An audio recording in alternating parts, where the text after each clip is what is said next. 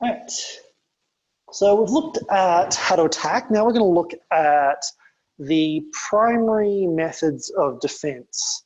When I say primary methods of defense, these are both ways of defending the arm.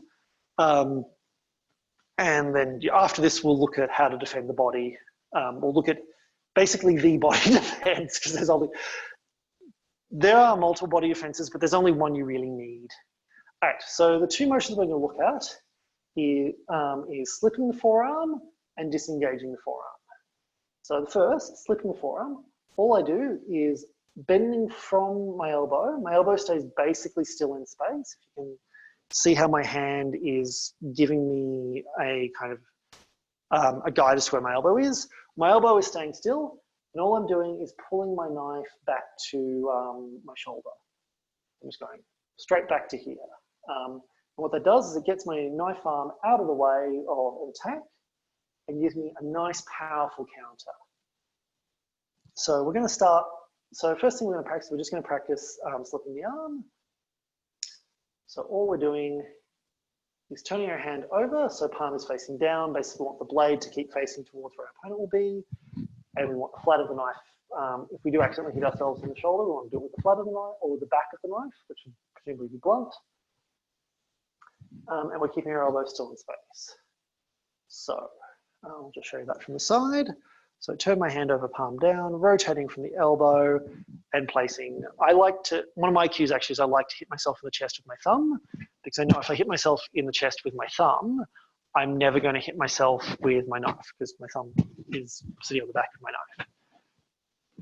All right, so let's just practice that. I'm just going to call slip, and I just want you to do it as one smooth movement. So slip, slip, slip, slip, slip, slip, slip, and slip. All right, so the riposte from this is, or the main riposte from this is fairly obvious. I just extend out, but that's one of two really cool ripostes from this. The other is I chop straight down at my opponent's knife hand. So let's practice the first. So I slip, and then I slip, and then I start bringing my hand forward. I kick my foot out, and I roll into a short lunge. So I'm going for a deeper target than just my opponent's sword arm or like knife hand. So slip, kick, and attack.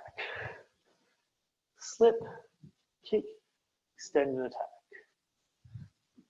Slip, kick, extend and attack. And one trick to this, I'll show you this from the front. When I'm kicking, I'm actually counterweight. I'm putting all my weight on my back foot. I'm actually moving my body away, and that's why I can kind of get away with not needing to extend until I'm coming forward. If you've done a lot of fencing, you'll be like, what the hell is he doing? You need to get the weapon out first. The reason we don't do that in knife is if I extend, my hand will be vulnerable before it can lunge and reach my opponent's body. But if I do everything as one quick motion, I can use speed to keep myself safe. The only problem is it's a very committed motion. But if you time it well, it's beautiful.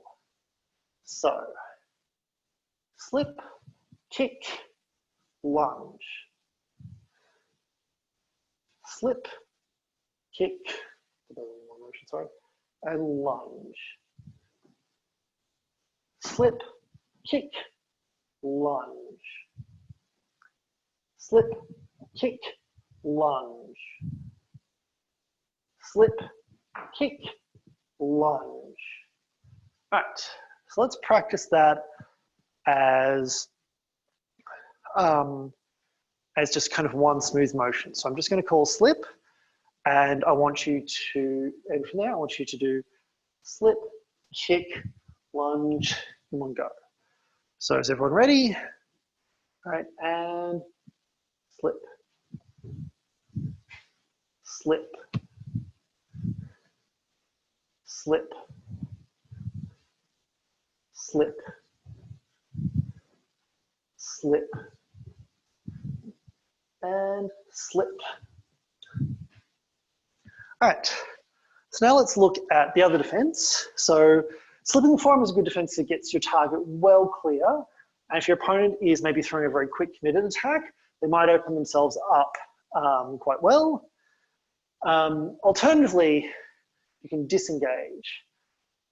This is a much faster movement,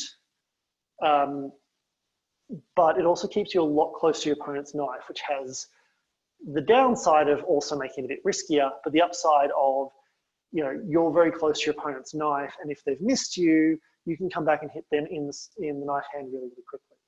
Oh, sorry, actually, I almost forgot. We won't move on to that yet. I almost forgot attacking the knife hand from slip. So, sorry about that. All right. So the other attack you can do from a slip is you just cut straight down onto your opponent's knife hand. So all I do is I slip, bring it back, and I come straight down. I'm sorry I almost skipped ahead, but I'm just very excited about disengaging, to be honest. All right. So from here, I slip, and all I do is whip my arm out.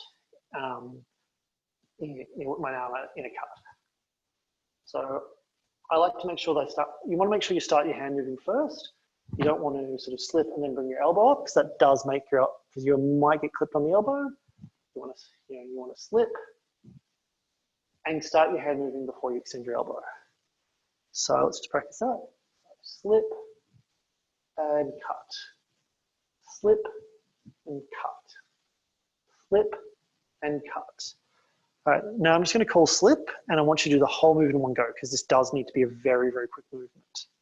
And to some extent with this kind of riposte, you need to kind of know what you're going to do ahead of time, which means 9 times out of 10, you're going to do this. You're just going to attack the knife hand, and then only go to the body or to the head if you know your opponent is going to pull back or is going to be very committed. All right, so ready?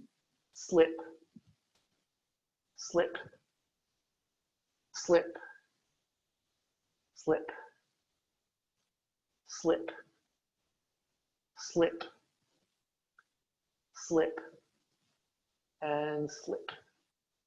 All right, and yeah, sorry, I almost forgot that one, but now let's look at the disengage. So the motion for disengage is fairly simple. I'm just rotating from my elbow, and I'm just drawing like a half circle. So I just draw a half circle. How big depends on the angle of the opponent's knife. If my opponent is coming at me with like a sort of a 45-degree angle, it's going to need to be a bigger movement. Whereas I can get away with a very small disengage against, say, a thrust or like a directly vertical cut. It's a little hard to visualize if you don't have someone cutting at you. But what you can do is, if you've got like a chair and some pillows and stuff and a long stick or like a broomstick or maybe a spear, I have like a bunch of those around. You can actually set it up at an angle and practice disengaging around it. Like anything that lies horizontal, certainly just practice disengaging around.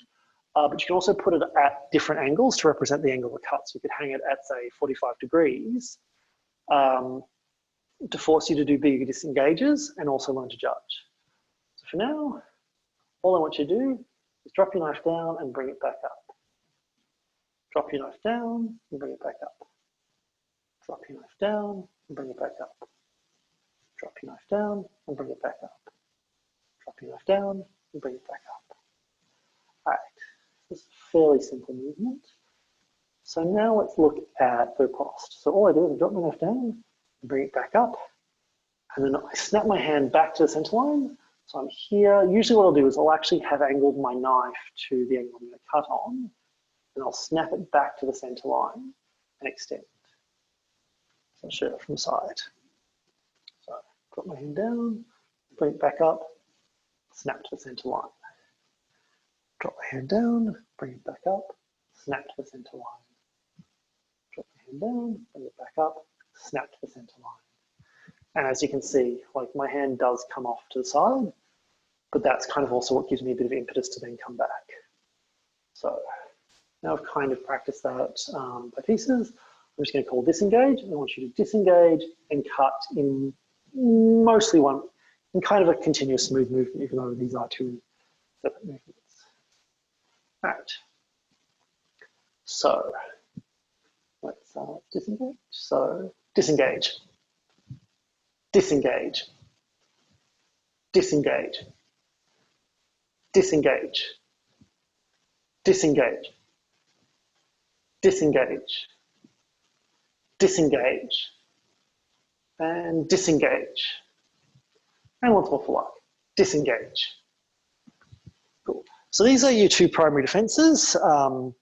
In the same way that most attacks come with the knife hand, most defenses are to knife hand. And one thing I recommend if you've got like a training partner and just some padded knives, you can make training knives really easily with just some PVC pipe, pipe insulation, and gaffer tape. If you've got someone you can train with, start off by training sparring just to the knife hand. So just doing the attacks to knife hand and just doing this disengage and the slip to get used to defending it, and then start expanding to the body. Right, so now I'm back. Before we move on, are there any questions? So we've got a bit of a thing going as well, I think, where you start with the closest. You start at the closest possible with the knife, and then start moving outwards. Which is why we started with just extension attacks, and then the sparring. You start by sparring just the knife hand, and then expanding the targets from there. And you can actually, rather than just going starting at the knife hand and then expanding to the whole body straight away, you can start adding adding targets bit by bit. So you might go, right, we started with sparring just the knife hand. Now we're just going to add the face. Now we're going to add the leg. Now we're going to add the body, and just extend from there. Right, so are there any questions? No. I'm just going to pause the report.